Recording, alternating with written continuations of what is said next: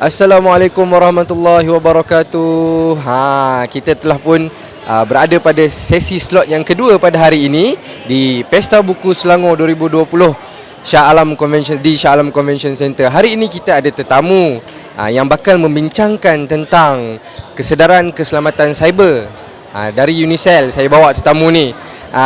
Sebelum saya pergi dengan lebih jauh, saya bagi ruang untuk tetamu kita berdua ni untuk memperkenalkan diri. Kita akan bagi di hujung sebelah sana dulu, kemudian di sini.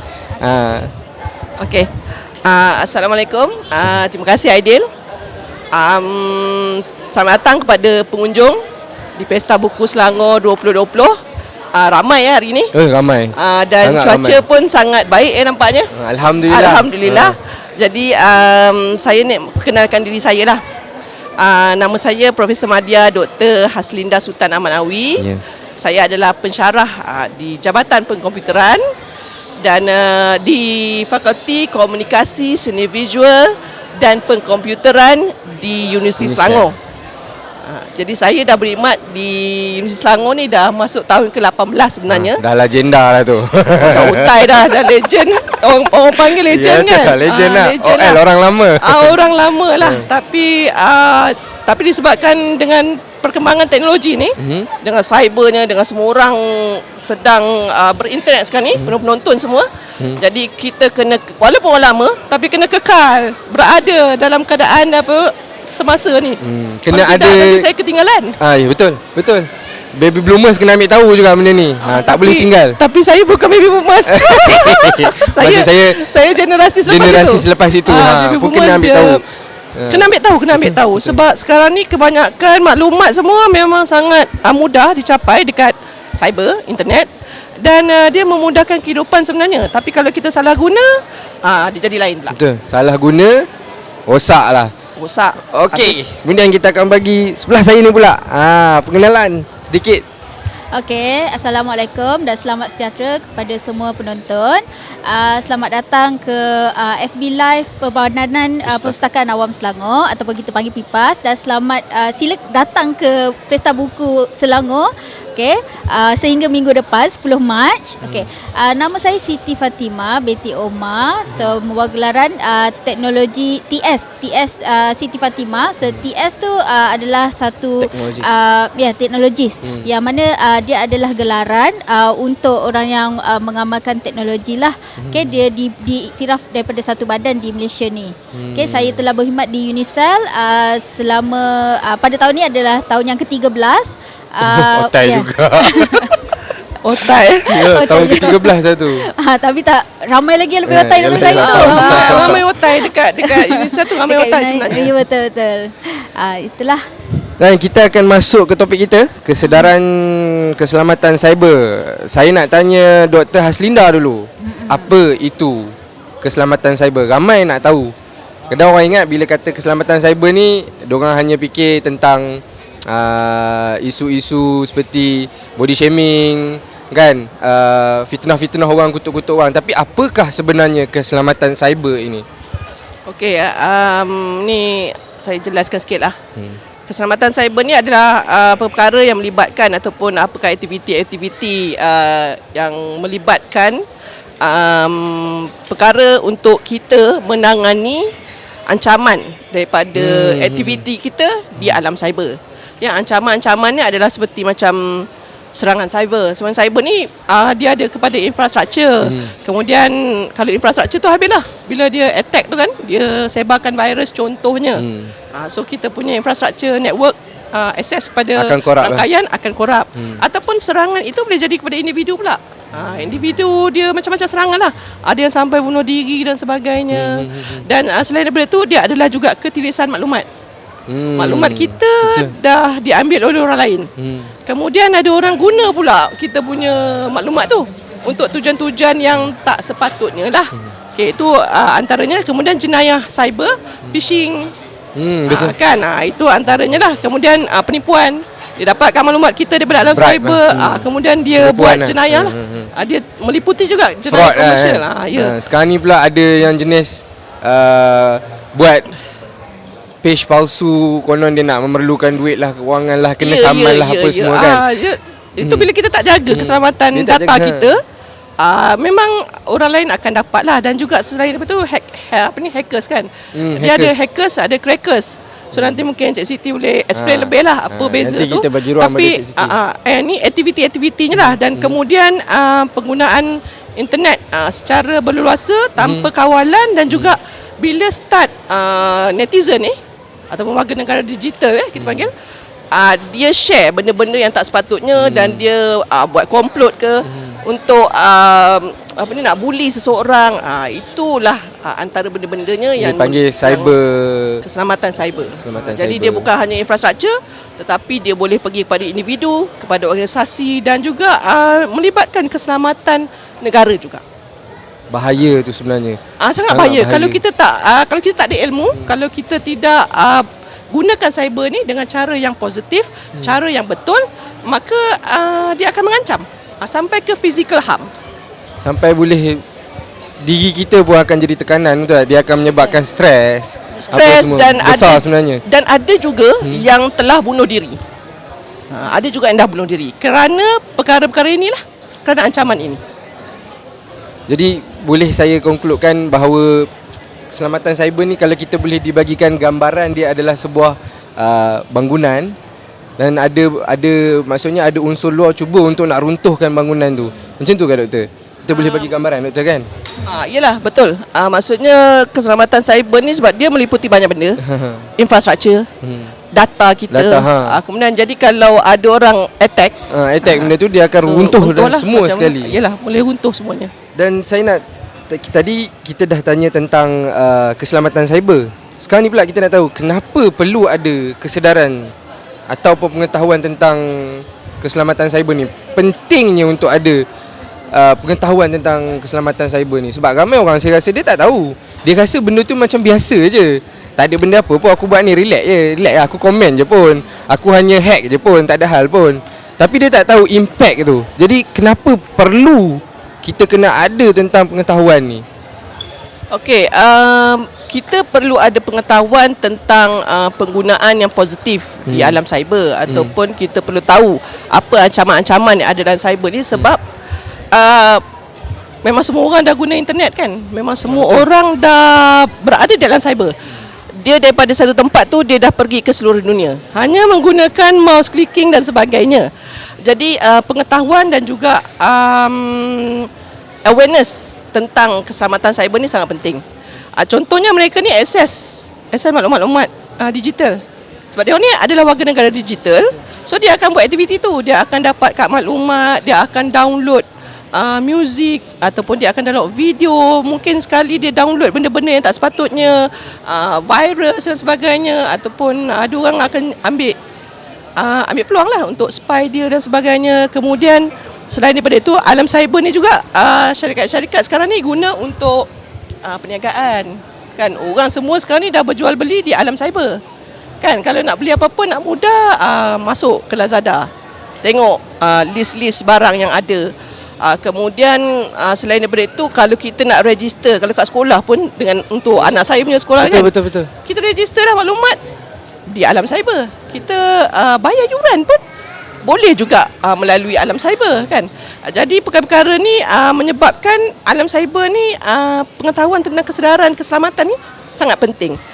Satu lagi, berdasarkan kajian ataupun apa yang telah dilaporkan dalam media massa, 2 tahun, saya ambil 2 tahun je lah, tahun 2018 dan juga 2019. Pada tahun 2018 ada 2 kes, di mana 3 kes sebenarnya, di mana ada seorang gadis, dia ni telah bunuh diri. Bunuh diri kerana game.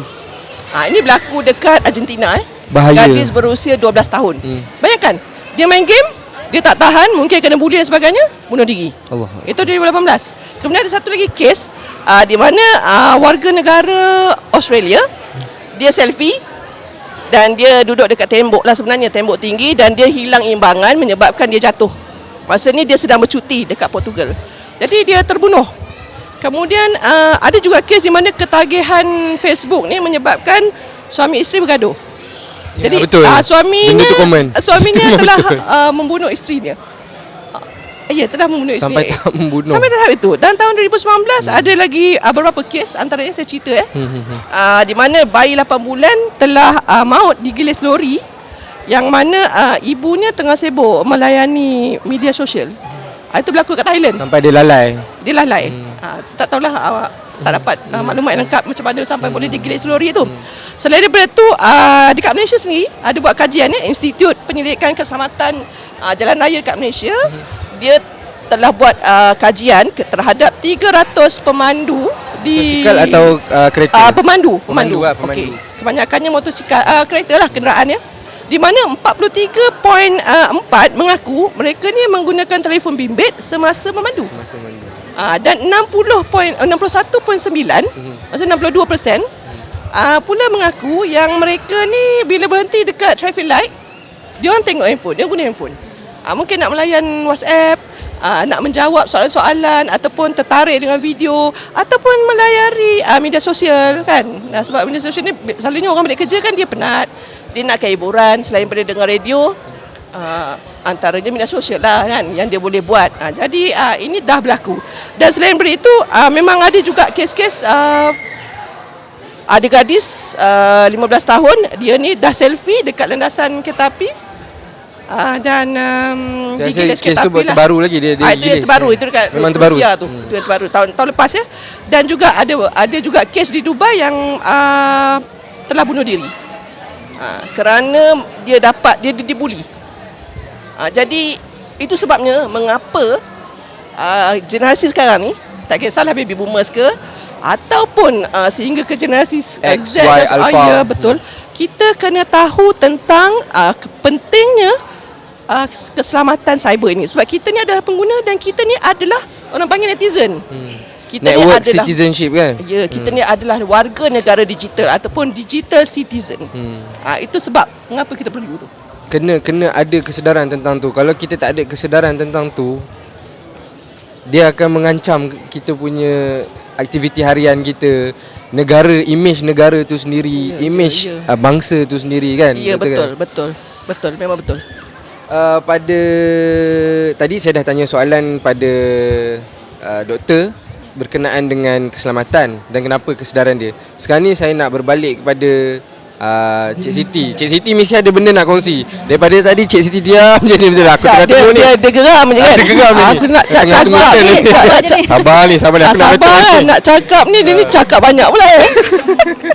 Okey, apakah senario semasa terhadap penggunaan cyber di Malaysia? Okey, kalau kita nak mengetahui mengenai keselamatan cyber, kita perlu tahu dahulu senario semasa di Malaysia berkenaan dengan penggunaan cyber di Malaysia ya. So kebanyakan kalau kita tengok, saya mendapat satu hasil kajian lah ataupun statistik daripada Malaysia Cyber Consumer Association MCCA ataupun dalam bahasa Melayunya Persatuan Pengguna Cyber Malaysia. Okey, kajian ni dia ada kajian pada tahun 2016 dan 2018. Jadi hasil daripada kajian ni dia menunjukkan pada kedua-dua tahun tersebut penggunaan yang paling banyak untuk online activities ialah untuk komunikasi. Okey, yang kedua ialah social network.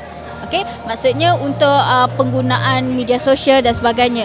Kemudian yang ketiga untuk mendapatkan maklumat dan seterusnya lah. Maksudnya tiga aktiviti utama adalah komunikasi, social network dan juga untuk mendapatkan informasi.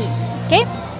Kemudian selain daripada tu pengguna media internet di Malaysia meningkat pada tahun 2016 sebanyak 24.5 million. Berbanding pada tahun 2018 dia meningkat menjadi 28.7 million. Peningkatan hampir lebih daripada 4 million. 4 million kita nampak macam sikit tapi sebenarnya banyak untuk satu negara. Banyak. Ya, betul. Okey, kemudian selain daripada tu, senario sekarang ialah pengguna internet sebelum ni pada tahun 2016 76.9%. Sekarang ni pengguna internet 87.4%. Itu menunjukkan peningkatan sebanyak 10% peningkatan pengguna internet. Okey, kemudian penggunaan internet dia penggunaan internet untuk umur yang 20-an adalah yang paling tinggi. Okey, selepas ni saya akan kongsikan generasi-generasi penggunaan pengguna internet. Okey. Okey. Untuk tempat ataupun kawasan yang mereka gunakan untuk akses internet, tempat yang paling banyak ataupun yang paling tinggi penggunaan internet ialah di rumah. Tempat yang paling tinggi di rumah. Yang kedua ialah on the go. Kalau macam doktor cakap tadi, doktor ada mention mengenai balik daripada kerja, di dalam kereta, itu adalah on the go. Ataupun kadang-kala mereka menaiki pengangkutan awam di dalam LRT, MRT dan juga mungkin bas awam. Itu juga kita panggil sebagai on the go. Saya nak tambah sikit. Saya teringat saya pernah pergi ke Korea lah masa tu untuk present paper hasil kajian kami. Tahun 2012-2013 tau. Saya naik MRT dekat situ. So masa saya naik MRT kat situ, semua orang dengan gadget tau. Masing-masing Memang sangat susah saya nak nampak orang yang membaca buku tau, ataupun membaca surat khabar. Mereka membaca buku, membaca surat khabar, tapi mereka menggunakan gadget. Itu kat Korea dia tahun tidak 2012. ada lagi fizikal. Dia dah gunakan, dia semua gunakan digital. Gunakan digital. Dulu kita kata back 20 years ago, masih ada lagi amalan membaca menggunakan buku. Betul. Tapi sekarang rata-rata saya sendiri pun kadang semua dah bila baca kita dalam, duduk dekat bas stesen awam ke, kita nak naik Grab ke apa ke, handphone tu adalah keutamaan selalu. Sebab handphone ni mobile, handphone ni mobile. ringan. Jadi kita mudah boleh bawa ke mana-mana. Dia accessible. Accessible.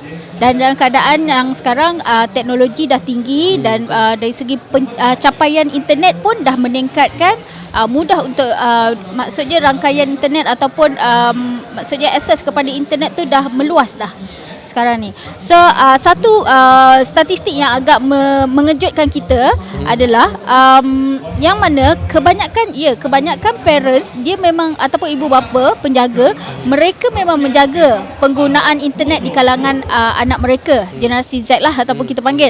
Maksudnya dia setkan rules, dia setkan peraturan boleh guna dari jam berapa hingga jam berapa lama untuk setiap penggunaan. Sekarang ada kan dekat YouTube pun ada sebenarnya.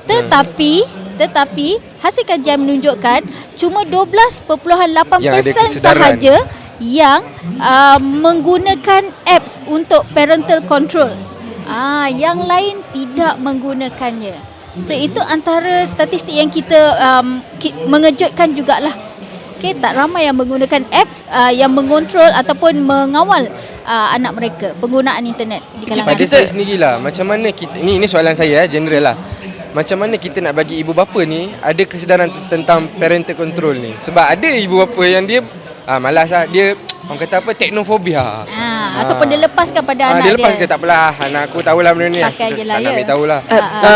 Mungkin dia orang bukan teknofobia, dia orang sebenarnya juga sedang melayari dan dia juga dia juga tak perasan anak dia pun actively kan.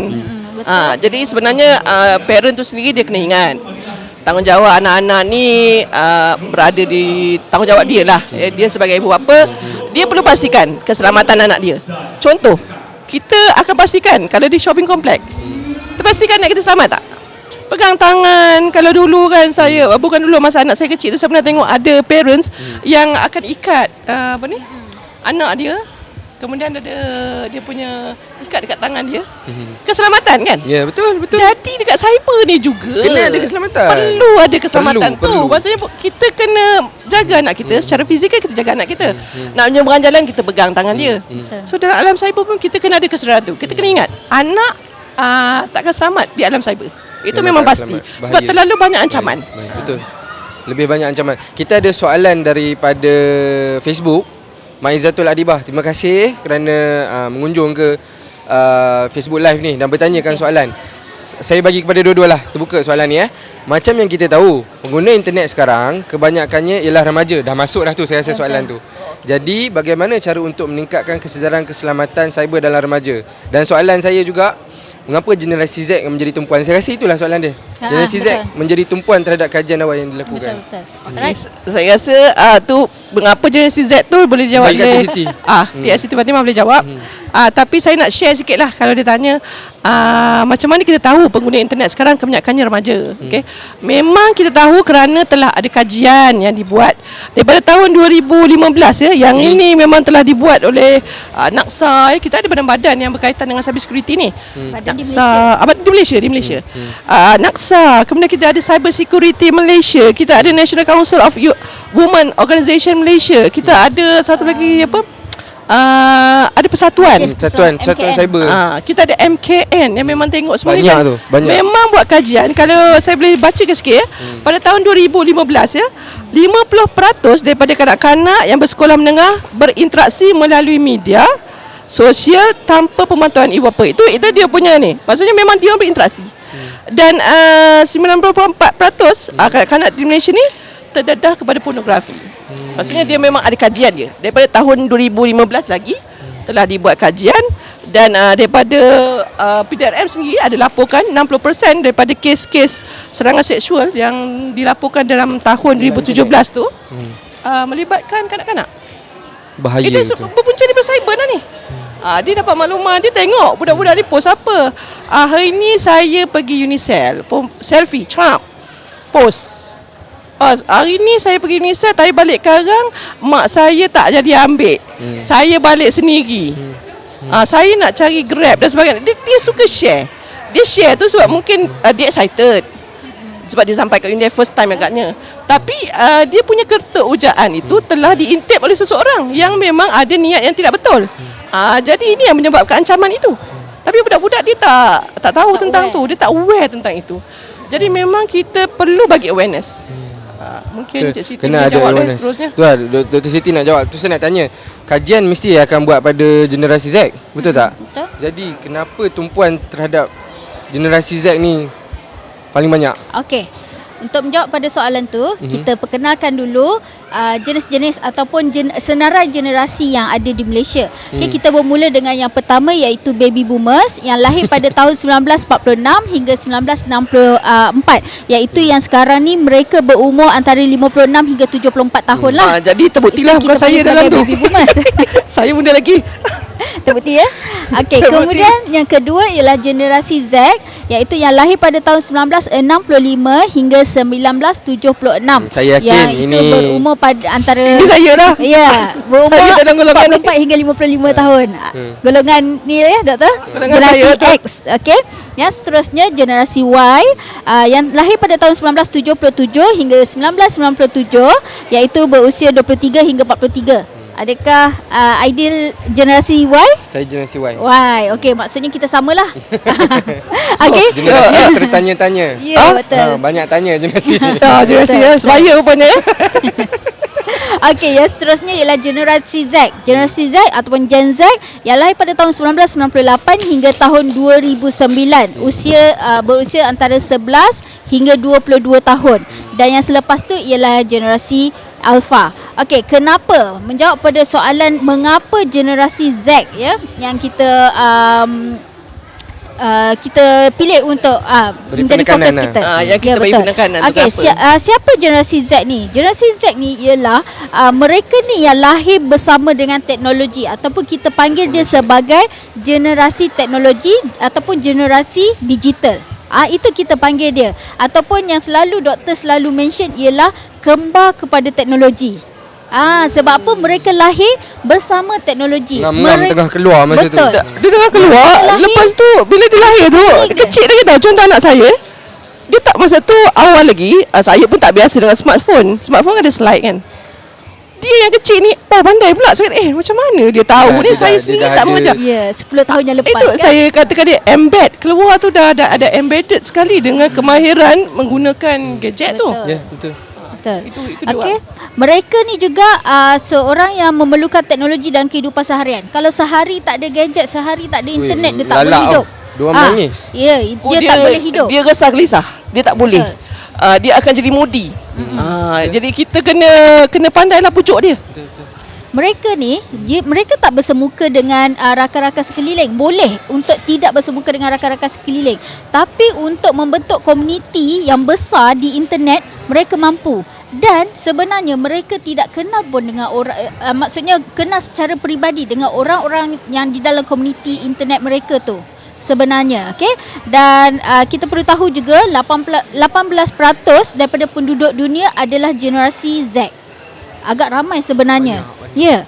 Dan bagi mereka tidak perlu berulang-alik ke tempat kerja kerana boleh memperolehi apa-apa saja ataupun segalanya daripada rumah tetapi melalui internet. Sebab tu mereka rasa mereka perlu dan mesti ada internet. Kalau satu hari tak ada, cubalah anak-anak yang generasi Z ni, kita tutup wifi kat rumah, tengok apa yang akan jadi pada mereka. Tantrum terus. Ya, betul. Memang mengamuk lah. Memang tutup mengamuk. wifi je.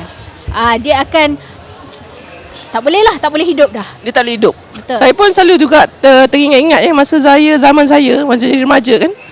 Tak ada telefon. Balik sekolah. Tapi saya pun dah boleh macam hidup? macam mana saya hidup Boleh dulu zaman tak ada dulu. nak post apa-apa. Tak ada. Tak ada.